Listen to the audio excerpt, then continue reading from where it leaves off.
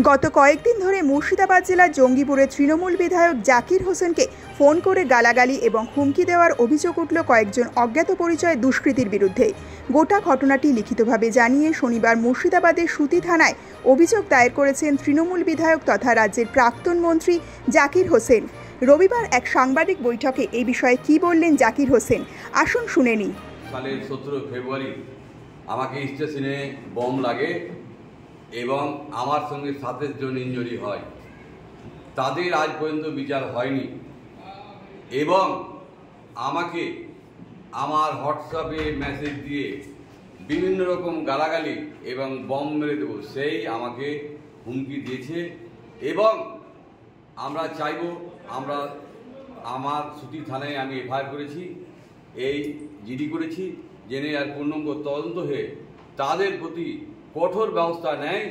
আমি মাননীয় মুখ্যমন্ত্রীর দল করি, সেই কারণে আমাদেরকে এই হ্যারাস করার চেষ্টা করছে এবং কিছু দালাল আছে বিভিন্ন রকমভাবে হুমকি দিচ্ছে যে রেড করিয়ে দেব, ফলস কেস করিয়ে দেব।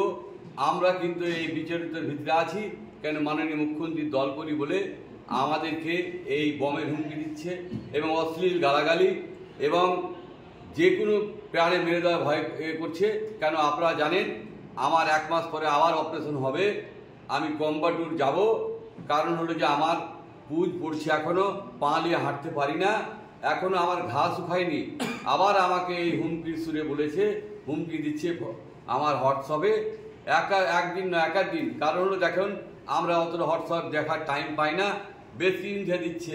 আমি 2 দিন আগে লক্ষ্য করে দেখলাম যে আমাকে প্রচুর গালাগালি এবং হুমকির সুরে আমাকে দিচ্ছে। আমি প্রশাসনকে বলেছি যেন কঠোর তার ব্যবস্থা করা হয় এবং কঠোর ব্যবস্থা নিয়ে যেন মাননীয় মুখ্যমন্ত্রী যে তার বদনাম করার চেষ্টা করছে এবং মাননীয় মুখ্যমন্ত্রীর যে আমরা দল করি সেই কারণে আমরাকে এই ফাঁসানোর চেষ্টা করছে এবং এই হুমকি দেওয়ার চেষ্টা করছে। আমরা চাইব প্রশাসন যেন তাদের কঠোর ব্যবস্থা নেয় এবং কিছু দালাল আমি বলেছি যে আমাদেরকে বিভিন্ন রকম রেড করিয়ে দেবো, ফলস কেস করিয়ে দেবো, এইগুলো বলছে। আমরা এই নিয়ে বিতৃষ্ণিত আছি।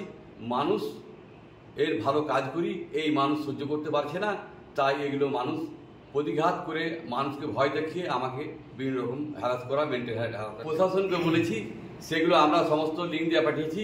মোবাইলটা আপনাদেরকে দেখাতাম, মোবাইলটা আমি থানায় দিয়ে পাঠিয়েছি এবং আমি সমস্তগুলোকে আমি স্ক্যান করেছি, আপনাকে সকলকে দেখাতে পারবো এবং এফআইআর নিয়ে এসেছি। এফআইআর আপনারা দেখুন, কারণ আমরা সবসময় স্বচ্ছভাবে থেকেছি, স্বচ্ছভাবে ব্যবসা করি এবং তাই আমরাকে বিভিন্ন অ্যাঙ্গেল থেকে আমাদেরকে হুমকি দেওয়া হচ্ছে এবং হোয়াটসঅ্যাপে মেসেজ দিয়ে আমাদেরকে যেভাবে হুমকি দিচ্ছে, এটা প্রাণের ভয়।